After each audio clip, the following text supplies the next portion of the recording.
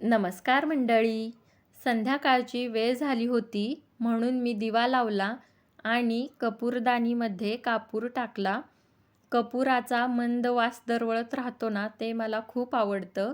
म्हणून मी रोजच हा भीमसेनी कापूर कपूरदानीमध्ये टाकते. खूप छान वास आहे त्याचा. नंतर हे ऑफिसवरून आले होते म्हणून आमच्या दोघांसाठी गरमागरम अशी कॉफी बनवली आणि रुद्राला मखाना रोस्ट करून दिला.